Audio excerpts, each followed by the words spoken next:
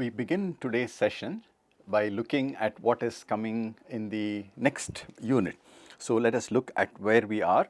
We have covered all of the topics in weeks 1 and 2. We've looked at several examples. In this session also, we will be looking at some additional worked examples which will help reinforce the concepts. And I'm sure that you're also trying out the practice assignments and also the submission assignments. So hopefully you're getting a good understanding of the basic concepts in terms of discrete time signals and systems. The next unit that we are going to be studying is the unit on sampling, a very important, very interesting unit. We have already done a little bit of introduction to the topic of sampling, and we said that sampling is the mechanism by which we go from continuous time to discrete time. Okay, so this is the process of sampling. Okay, this is continuous time. Okay. So this is going from continuous time to discrete time. Okay, we have already looked at it at the beginning when we saw how we could come up with the discrete time signal. So again, this is something that we will be studying in detail and understanding the basic concepts. So where are we in terms of the book? I would say that we have already covered from sections 2.0 to 2.5. This is already completed. And we are now ready to look at the process of sampling that is contained for us in chapter 4. Okay, so we are looking at Oppenheim and Schaefer, chapter 4. Chapter 4 deals with sampling. We are going to be looking at the introduction to sampling, and then we will continue with the discrete time Fourier transform. Again, this is intended as a practice, and I hope you will do many of these things. If there's any doubts, please do send a message to Mr. Tony, and we will clarify this in the interaction sessions. Now, remember we talked about convolution, and here are some simple tests to see how well we have understood convolution. So, any signal convolved with the unit sample function delta of n will give you the same signal once more. X of n convolved with delta of n will be x of n again. Now, x of n, if it is convolved with delta of n minus 1, that means it is delayed by 1 unit of time. When you do the convolution, please do look at it and do the sketch, you will find that this is equal to x of n minus 1. That means the whole signal gets delayed by 1 unit of time. On the other hand, you keep the unit sample function at origin delta of n, but convolve it with x delayed by 1 unit of time, x of n minus 1. You convolve these two things, you will find that you will get, by looking at property number 1, this has to be x of n minus 1. So whether you delay the unit sample function or delay the input, both of them will produce x of n minus 1. Now here comes the interesting question.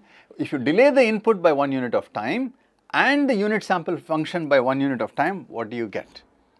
I think it's a good idea for you to sketch and see. This should come out to be x of n minus 2. And of course, this can be generalized. Again, it's very useful for us to have a good understanding of this. If input is delayed by n naught units of time and the delta function is delayed by n1 units of time, their convolution will produce for us x of n minus n naught minus n1. This can also be written as x of n minus n naught plus n1. Okay, the delays get added. The delay of one signal and the second signal, both of them get added, and this is what you will have. Okay, now we would look at the aspects of how do we compute convolution in an analytical method. The expression is summation k equal to minus infinity to infinity x of k h of n minus k. In this case, you are doing the mirror image of x of n. You're time reversing h of n and keeping x of n without time reversal. And the second expression, there you are keeping h of n in the original form and x of n you are doing the time reversal. Again, both methods are okay. We had asked you to look at a particular problem where you are convolving a of n u of n minus 1 with x of u of n minus 1. Okay, remember we looked at delayed versions. You can think of this as both input and the impulse response delayed, but how do we calculate? Write down the general form, substitute the expressions for x of k and h of n minus k, and wherever there is u of n, the unit step function, that will say where the function will be non-zero.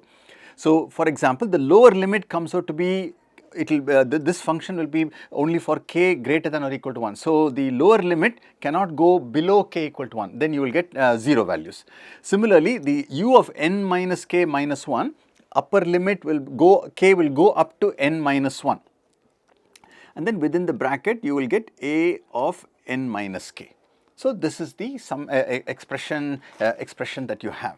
So, a of n is not, k is a variable of summation. So, we can take a of n outside, summation k equal to 1 through n minus 1, a of minus k. Please write down a few terms. This will be a of n, 1 by a plus 1 by a squared all the way to 1 over a power n minus 1. This is the summation that we have.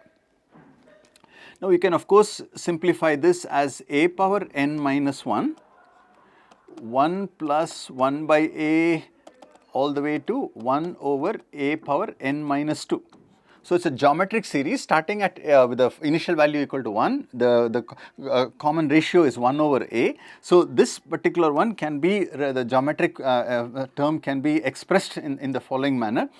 So, the summation can be written as a power n minus 1, this is the constant that is outside. Now, the geometric series can be written as 1 over a power n minus 2, means that it will go to the next higher power, 1 over a power n minus 1 minus 1 divided by 1 by a minus 1. Okay, just simplify this. What you will find is that you will get the expression a minus a power n divided by 1 minus a, y of n. Okay, and this is non-zero only when n is greater than or equal to 0. So, what we have done is take the inputs, write down the expression that we have, and then set the limits.